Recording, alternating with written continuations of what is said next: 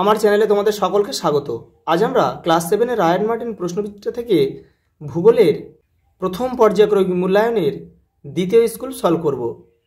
প্রথম প্রশ্ন, সূর্যের উত্তরায়ণের শেষ সীমা 21শে জুন। পরের প্রশ্ন, উত্তর গোলার্ধের সবচেয়ে বড় দিন 21শে জুন। পরের প্রশ্ন, পশ্চিমবঙ্গের মাঝ বরাবর বিস্তৃত সমাক্ষ রেখাটি হল কর্কট ক্রান্তি রেখা। নিরক্ষরেখা ছাড়া 1 ডিগ্রি অন্তর ভূগোলকের উপর অঙ্কিত অক্ষরেখার সংখ্যা 178টি। সেজুয়ান অববাহিকা তৈরি হয়েছে বেলে পাথর দিয়ে। পরেরটা, পন্টিং ও টরাস পর্বতশ্রেণী সৃষ্টি হয়েছে আর্মেনীয় গ্রন্থি থেকে।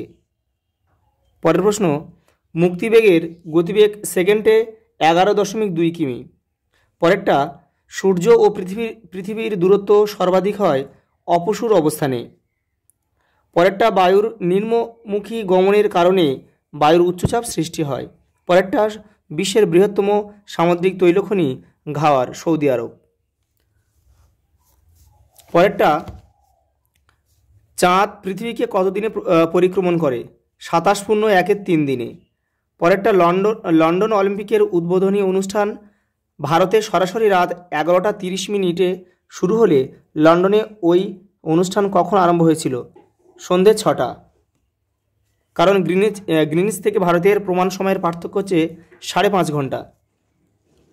পরের প্রশ্ন, সূর্যের বার্ষিক আপাত গতি কাকে বলে? তোমাদের টেক্সটের 11 নম্বর পেজে উত্তরটি রয়েছে।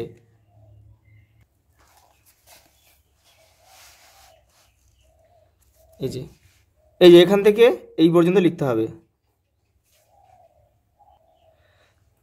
পরের প্রশ্ন, মকর সংক্রান্তি কাকে বলে? তোমাদের টেক্সটের 14 নম্বর পেজে উত্তরটি রয়েছে।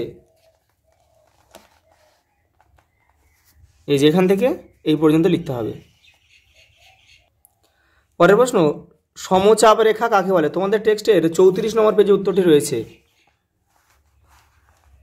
এই যে এখান থেকে এই পর্যন্ত লিখতে হবে। পরের প্রশ্ন, অক্ষরেখা ও দ্রাঘিমা রেখার পার্থক্য নির্দেশ করো।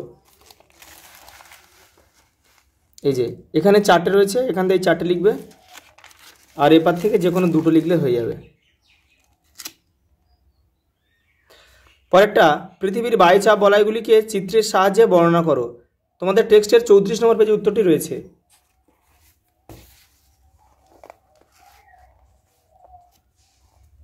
এই ছবিটা আঁকতে হবে এবং ছবির মধ্যে যা লেখা আছে সব লিখতে হবে, তীর চিহ্নগুলো ঠিকঠাকভাবে দিতে হবে।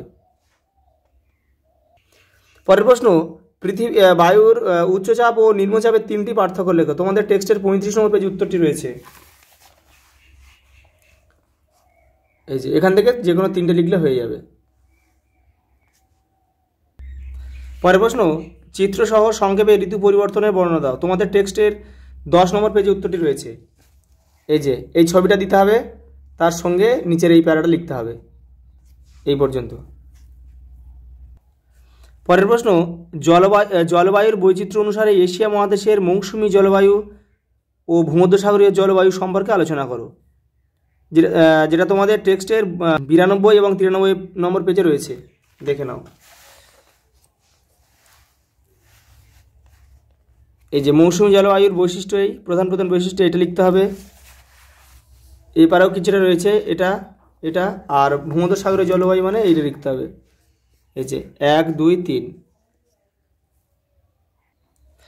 পরেরটা, এশিয়ার নিরক্ষীয় জলবায়ু অঞ্চলের জলবায়ুর বৈশিষ্ট্য লেখো। তোমাদের টেক্সটের 92 পেজে উত্তরটা রয়েছে।